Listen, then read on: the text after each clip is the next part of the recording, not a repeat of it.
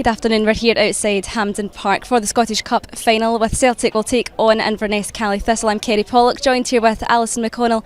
Alison, let's start with Celtic. They've had a huge week this week, trophy day last weekend, Ange Postecoglou being linked away from the club this week, and of course they're odds-on favourites to complete the domestic treble this afternoon. Yeah, I think everyone here would anticipate a fairly straightforward afternoon for Celtic. I think it's been a kind of odd week in the build-up to this game, just the fact that Spurs and Ange Postecoglou has essentially dominated the headlines. It's been the story this week.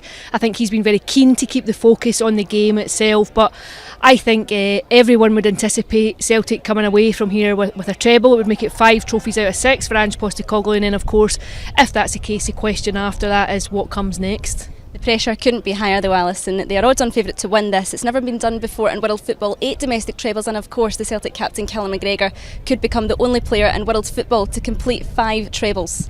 Yeah, I think Callum McGregor has really grown into that captaincy role at Celtic since he took it over from Scott Brown. I think it's been a very mature acceptance into that role. I think he's been tremendously consistent for Celtic, as the trophy haul would reflect, and I'm sure he'll be delighted with those kind of stats. It's the kind of thing that I think probably doesn't resonate until he comes to the end of his career and you look back and you see just how consistent and how prolific he was.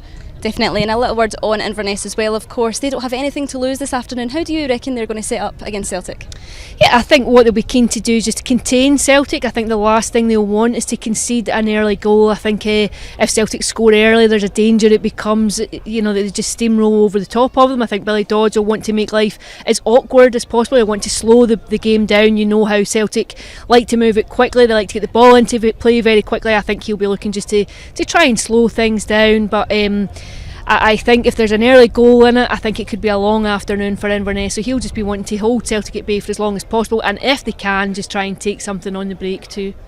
How crucial would it be though for Inverness to get that early goal and put Celtic under a bit of pressure early on? It'd certainly make things interesting. I think it would certainly open the game up a bit. I think Billy Dodds will have watched Celtic across recent weeks. He'll have seen that Cameron Carter-Vickers is out of that back line. I think Celtic look a bit more porous when he's not there, so I think there'll be some hints of encouragement. However, if Celtic start the way they did against Aberdeen last weekend, if they're on it, then I think it becomes a very difficult afternoon. What he has to hope and what Inverness has to hope for is that Celtic have an off day this afternoon.